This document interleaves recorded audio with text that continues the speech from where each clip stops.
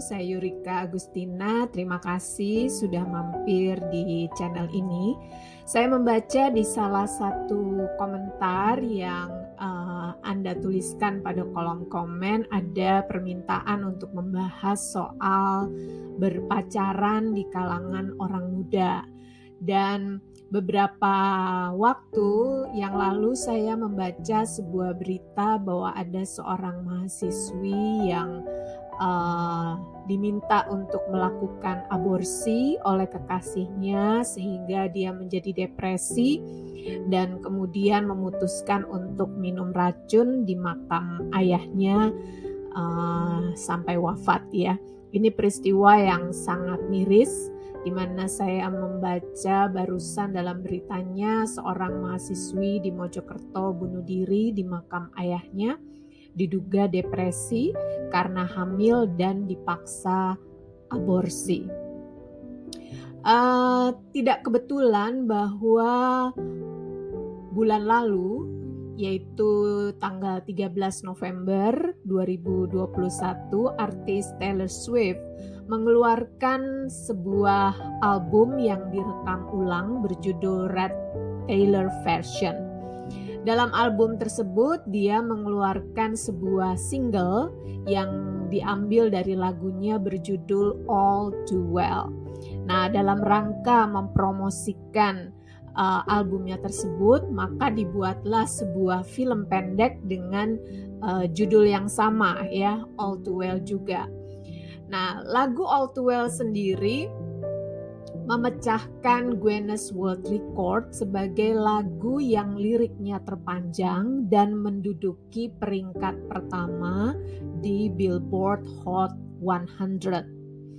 Para kritikus musik memuji lagu ini adalah lagu terbaik yang pernah dibuat oleh Taylor Swift oleh karena detil di dalam lirik-liriknya. Durasi dari filmnya sendiri tidak panjang karena itu disebut dengan short movie atau film pendek ya, hanya 15 menit, bercerita tentang dua orang muda yang berpacaran, di mana yang cewek berusia 20 tahun sedangkan yang cowok berusia sekitar hampir 30 tahun. Nah, di dalam liriknya digambarkan dan juga di dalam filmnya digambarkan bahwa mereka dalam relasi berpacaran itu sudah diperkenalkan pada orang tua masing-masing. Contohnya di dalam salah satu liriknya dikatakan bahwa si cewek ini diajak berkunjung ke rumah saudari dari si cowok sehingga akhirnya dia meninggalkan shawl warna merah yang dia kenakan pada waktu itu. Lalu di bagian lirik yang lain juga diungkapkan bahwa dia dipertemukan dengan ibu dari si cowok ini dan ibu ini bercerita tentang kisah ketika si cowok ini masih kecil, aktivitasnya, bahkan si cowok ini juga dalam liriknya diungkapkan menceritakan tentang masa lalunya karena si cowok ini berpikir bahwa cewek ini akan menjadi masa depannya. Begitu juga si cewek ini kemudian mengajak si cowoknya ini untuk bertemu dengan ayahnya dan mereka sempat ngopi bareng, ngobrol ya dalam pembicaraan. Itu diungkapkan juga di dalam liriknya di mana si cowok ini memesona ayahnya itu dengan lelucon-lelucon yang tidak menonjolkan diri dan mereka ngobrol seperti sedang ada di dalam acara show larut malam. Nah, itu secara detail diungkapkan di dalam liriknya. Artinya, kedua orang tua dari mereka yang berpacaran ini sudah saling mengetahui relasi di antara keduanya sehingga dalam lirik dan juga filmnya kemudian kita bisa melihat mereka menjadi sangat nyaman untuk melakukan perjalanan berdua saja ya. Nah, di situ dikatakan dalam liriknya juga bahwa si ceweknya itu berpikir ketika mereka melakukan perjalanan seperti itu dan hanya berdua saja, maka si cowoknya ini akan mengungkapkan kata cinta ya. 3 kata powerful yang ditunggu-tunggu, yaitu I love you. Tetapi ternyata pada kenyataannya ungkapan cinta itu tidak pernah dinyatakan oleh si cowoknya ini. Dan akhirnya walaupun demikian mereka tetap tinggal bersama dan hidup seperti layaknya suami istri, dan kemudian mereka juga si cowoknya mengundang teman-temannya untuk makan malam di rumahnya. Nah, tetapi yang menarik dalam lirik itu diungkapkan bahwa relasi mereka justru disembunyikan dari teman-teman si cewek ini. Artinya teman-teman cewek ini tidak tahu akan relasi mereka. Diungkapkan dalam liriknya dikatakan bahwa you kept me like a secret, but I kept you like an oath. Ya, bahwa kau menyimpanku seperti sebuah rahasia, tetapi aku menyimpanmu seperti sebuah sumpah. Ya, artinya ada dua pandangan yang berbeda antara si cowok ini melihat relasi itu dengan si cewek ini melihat relasi tersebut. Nah, sehingga tidak mengherankan dalam film itu juga digambarkan kemudian si cowok ini berubah pikiran dan akhirnya memutuskan hubungan itu dengan alasan jarak usia mereka yang terpaut cukup jauh. Nah, hal ini menghancurkan si cewek oleh karena tentu saja seharusnya sudah dari awal diketahui bahwa relasi mereka memang cukup jauh. Nah, digambarkan kemudian akhirnya si cowok ini mengembalikan semua barang-barang dari si ceweknya yang ada mungkin di rumah atau di apartemen ketika mereka tinggal bersama, dan akhirnya perempuannya atau ceweknya ini harus pulang ke rumah sendirian. Tetapi yang menarik dalam lirik dan juga dalam liriknya dikatakan bahwa si cowok ini menyimpan syal warna merah yang sempat tertinggal di rumah saudari dari si cowok ini. Nah, dalam lirik lagunya dikatakan kenapa si cowok ini menyimpan shawl warna merah itu, because it reminds you of innocence, karena itu mengingatkanmu akan keluguan atau kepolosanku, and it smells like me, dan baunya seperti bauku. You can get rid of it, kamu gak bisa membuangnya, because you remember it all too well. Karena itulah kamu mengingatnya dengan sangat-sangat baik. Pada bagian akhir dari filmnya diceritakan bahwa 13 tahun kemudian akhirnya si cewek ini menjadi seorang penulis. Dan dia menuliskan kisah patah hatinya itu lewat sebuah buku, dan dia mempromosikan buku itu di hadapan banyak cewek-cewek muda yang lain.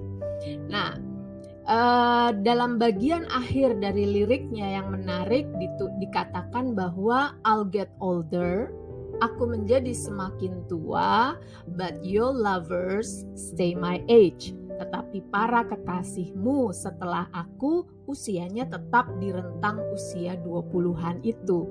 Sehingga artinya alasan si cowok ini untuk memutuskan hubungan karena alasan usia sebenarnya tidak berdasar, karena setelah itu pun dia masih tetap menjalin relasi dengan cewek-cewek lain yang usianya ada pada usia 20-an walaupun mereka sudah semakin berumur begitu ya. Nah, pada ending dari filmnya ketika si cewek ini sedang mempromosikan bukunya kepada cewek-cewek muda yang lain, ternyata si cowoknya itu hadir di situ ya, melihat dari tempat tersembunyi dari jendela ke dalam ruangan. Dan yang menarik di situ digambarkan dalam filmnya si cowok ini mengenakan syal warna merah. Jadi syal warna merah ini punya makna penting ya, karena di awal dari filmnya ini sudah kelihatan ditunjukkan, tetapi juga pada akhir dari filmnya juga ternyata si cowoknya mengenakan syal warna merah itu. Bisa juga mengungkapkan bahwa memang si cowoknya ini tidak bisa melupakan ya relasi yang pernah mereka miliki, tetapi juga kemudian membuat penonton menjadi berpikir. Karena si cowok ini selalu punya para kekasih dengan usia 20-an, apakah si cowok ini memang punya habit atau kebiasaan menyimpan atau mengoleksi ya, benda-benda atau barang-barang yang dimiliki oleh para perempuan yang pernah dia pacari atau yang pernah dia tiduri lah, istilahnya seperti itu ya, sehingga benda-benda itu menjadi sebuah trofi kenangan. Tentu saja penafsiran ini dikembalikan kepada para penonton itu sendiri. Saya ingin menawarkan 3 hal untuk kita sama-sama bisa mendapatkan inspirasi dari film tersebut. Yang pertama, yang saya mendapatkan inspirasi di sini, bahwa dalam relasi berpacaran kita perlu mengenal yang namanya piramida relasi. Kami bersama di dalam komunitas pernah mengeluarkan sebuah buku, di mana bukunya namanya You Deserve the Truth ya, buku yang seperti ini. Nah, pada halaman 73 dari buku ini ada gambaran piramida relasi yang dimaksud. Yang menarik juga bahwa di dalam album Red Taylor Version itu ada satu lagu lain yang judulnya adalah State of Grace. State of Grace itu area rahmat ya. Nah, dalam lirik lagu itu Taylor juga menulis bahwa relasi atau berpacaran antara cowok dan cewek, dia katakan this is a state of grace. Ini adalah sebuah area rahmat. This is the worthwhile fight. Ini adalah sebuah pertarungan yang berharga ya. Love is a ruthless game.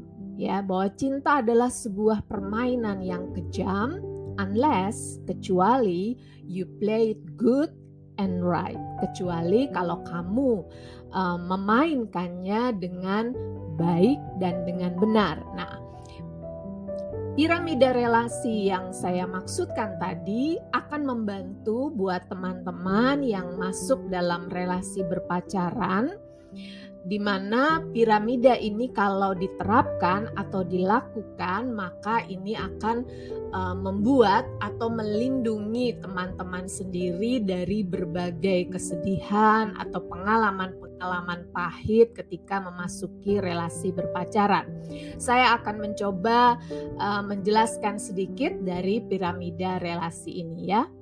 Ini dia piramida relasinya, di mana pada bagian paling bawah dari piramida ini kita melihat ada persahabatan. Persahabatan di sini menjadi penting. Kenapa? Karena lewat persahabatan kita bisa mengenal pribadi-pribadi orang lain, terutama mereka yang memikat hati kita atau kita merasa tertarik dengan orang itu. Libatkan orang itu dalam persahabatan, karena dengan persahabatan itu juga kita masih bisa melibatkan orang-orang lain, terutama teman-teman kita ataupun juga kelompok di mana atau komunitas di mana kita bergabung di dalamnya. Dalam persahabatan itulah kita akan mengenal pribadi dari orang yang kita tertarik atau kita jatuh cinta, terutama ketika sama-sama terlibat dalam sebuah aktivitas ataupun kegiatan atau komunitas. Nah, setelah mengenal pribadi orangnya dengan lebih baik, apakah memang karakternya bagus, lalu kemudian juga pribadinya juga bagus, maka kita bisa mengajak orang itu atau memperkenalkan orang tersebut pada keluarga kita. Lalu banyak melakukan aktivitas bersama dengan keluarga, sehingga keluarga pun mulai mengenal pribadi dari orang yang kita taksir atau kita sukai ini. Nah, ketika begitu juga dengan kedua belah pihak ya, jadi bukan hanya satu dari keluarga cowoknya atau keluarga ceweknya, tetapi lebih baik kedua pribadi ini saling mengenal keluarga masing-masing dan melihat bagaimana interaksi di antara keluarganya, apakah kita bisa masuk, apakah cocok ya, srek atau enggak.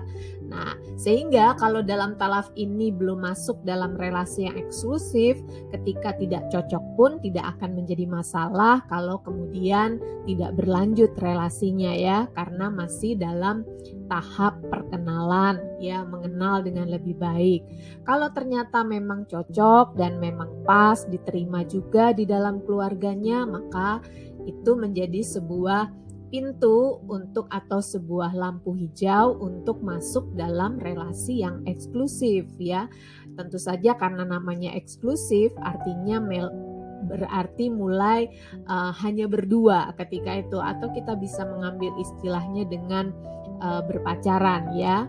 Nah, dari situ karena sudah kenal pribadi orangnya dan juga sudah mengenal keluarganya dan juga sudah cocok dalam relasi itu, maka bisa mulai melihat bahwa hubungan ini atau relasi ini akan dibawa pada jenjang selanjutnya ya. Jenjang yang lebih serius karena akan menuntut pada komitmen seumur hidup. Dari situlah masuk pada pertunangan. Nah, pertunangan ini adalah sebuah jaminan sebenarnya ya, bahwa orang ini akan menjadi suamiku atau orang ini akan menjadi istriku.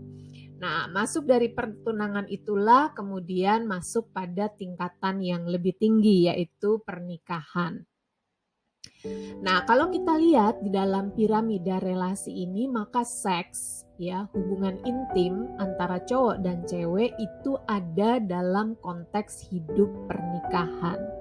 Tetapi kalau kita melihat apa yang diajarkan oleh dunia sekuler sekarang justru membalik ya piramida ini, di mana banyak kali istilah-istilah seperti one night stand atau hookup ya mendahulukan yang namanya seks. Seakan-akan cinta itu sama dengan seks, ketertarikan itu sama dengan seks, sehingga seks ini hanya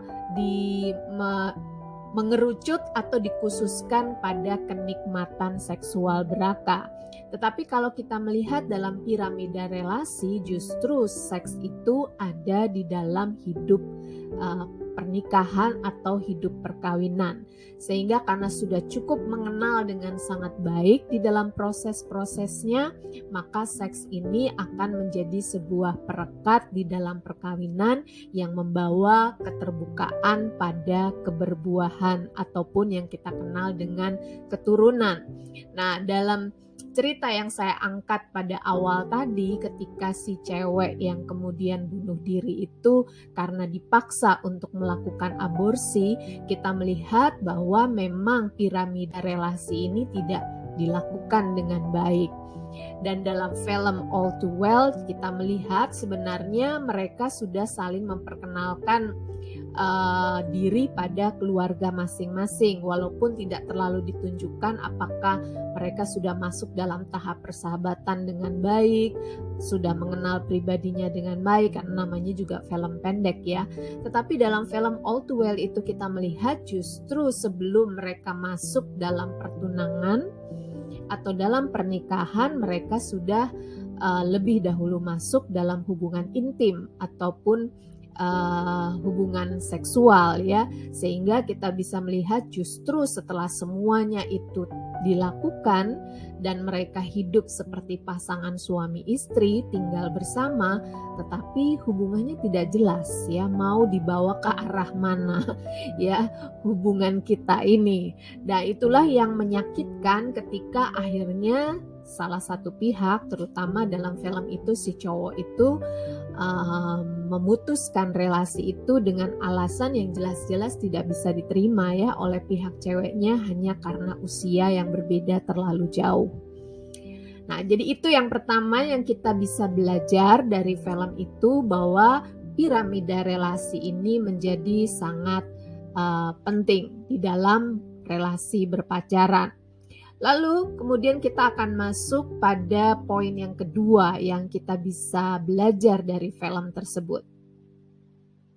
Inspirasi yang kedua dari film itu adalah soal keperawanan ya. Dalam film ini analoginya adalah syal warna merah, di mana dalam liriknya dikatakan setelah hari-hari, siang dan malam mereka melakukan hubungan intim, lalu kemudian hubungan itu tidak berjalan dengan baik, tetapi ketika mereka putus, si cowoknya menyimpan syal warna merah itu karena syal itu mengingatkan cowok ini akan kepolosan ataupun keluguan dari si cewek, tetapi juga di dalam sal itu ada bau daripada si cewek ini sendiri. Nah, dunia sekuler mengajarkan orang-orang muda lewat media, lewat entertainment, ataupun juga dalam pergaulan bahwa keperawanan ini hanya soal selaput darah atau soal keperjakaan belaka. Tetapi dalam iman Katolik, Bunda Teresa mengatakan bahwa hadiah paling berharga bagi pasangan di dalam perkawinan adalah keperawanan, ya.